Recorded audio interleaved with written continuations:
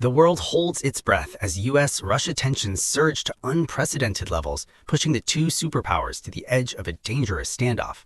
All eyes are fixed on the North Atlantic, where a single move could carry serious consequences for global security. Moscow is furious. Russia has formally condemned the US seizure of the Russian-flagged oil tanker Marinara, calling it a blatant violation of international law and a direct challenge to its sovereignty.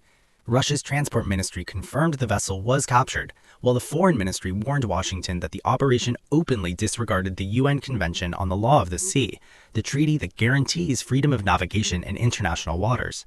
Considering the incoming information regarding the presence of Russian citizens among the crew, we demand that the American side ensure their humane and dignified treatment, strictly respect their rights and interests, and not impede their speedy return to their homeland, the ministry said. Russian nationals are among the crew, officials stressed, and Moscow is watching every move closely.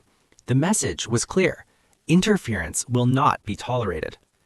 As global attention shifts to the North Atlantic, tensions continue to rise, and the confrontation between Washington and Moscow has entered a highly volatile phase. In a high-stakes maritime operation, the U.S. military confirmed it had seized control of a Russian-flagged oil tanker in the North Atlantic. The operation was driven by alleged sanctions violations and followed weeks of quiet surveillance and pursuit across open seas. The vessel, MV Bella 1, also known as the Marinara, was seized under the authority of a warrant issued by a U.S. federal court, according to U.S. Army European Command.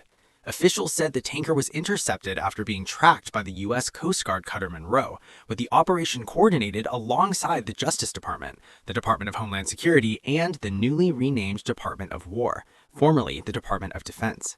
The command confirmed the seizure took place in international waters.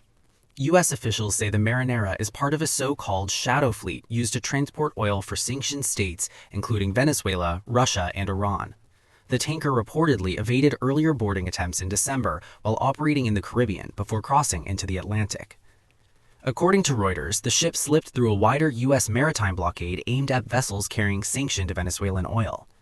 U.S. Defense Secretary Pete Hegseth reinforced the administration's stance on social media, stating that the blockade of sanctioned and illicit Venezuelan oil remains in full effect anywhere in the world.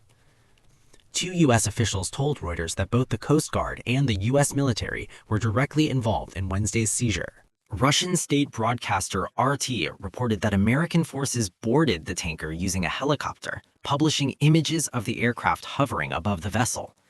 RT cited an unnamed source who said the ship had been shadowed for weeks and that at least one previous interception attempt failed due to severe weather.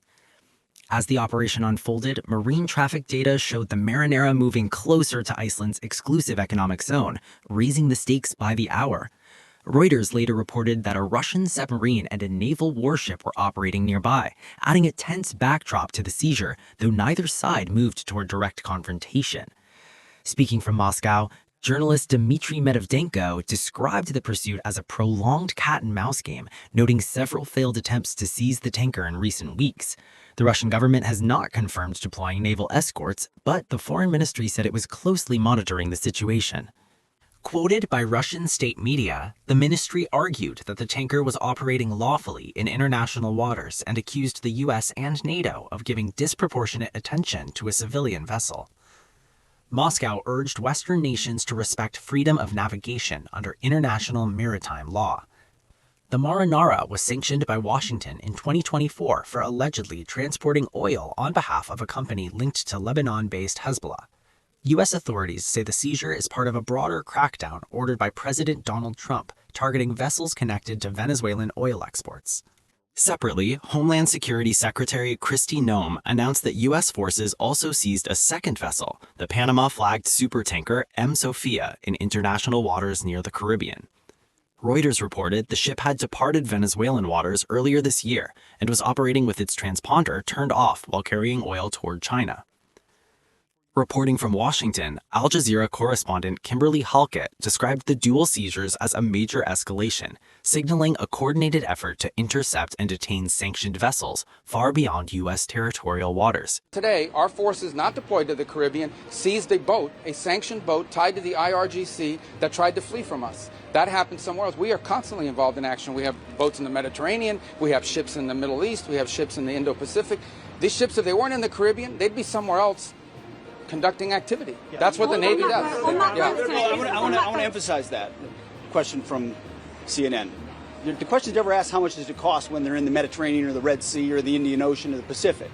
But now that they're in our hemisphere on a counter-cartel mission or ensuring that an indicted individual comes to justice, now you're asking the question of cost. It's a disingenuous question to begin with. You're trying to find any angle possible to undermine the success of one of the most historic military missions the world has ever seen.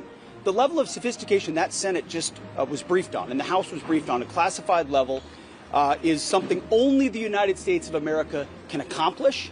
The world is taking notice of that. Certainly Venezuela is taking notice of that.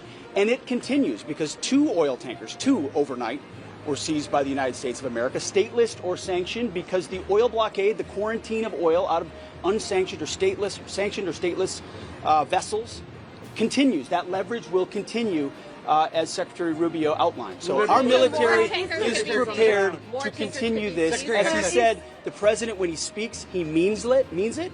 He's not messing around. We are an administration of action to advance our interests, and that is on full display. We're happy to brief the House. No. Two quick things, okay? Number one, because we have to go, because we got to brief the House, and if we don't and they're pissed at us, you guys better defend us. That was because we were talking to you. I would make one more point, and it's a very interesting point. One of those ships that was seized that had oil in the Caribbean, you know what the interim authorities are asking for in Venezuela? They want that oil that was seized to be part of this deal. They understand that the only way they can move oil and generate revenue and not have economic collapse is if they cooperate and work with the United States, and that's what we see are going to happen. We got to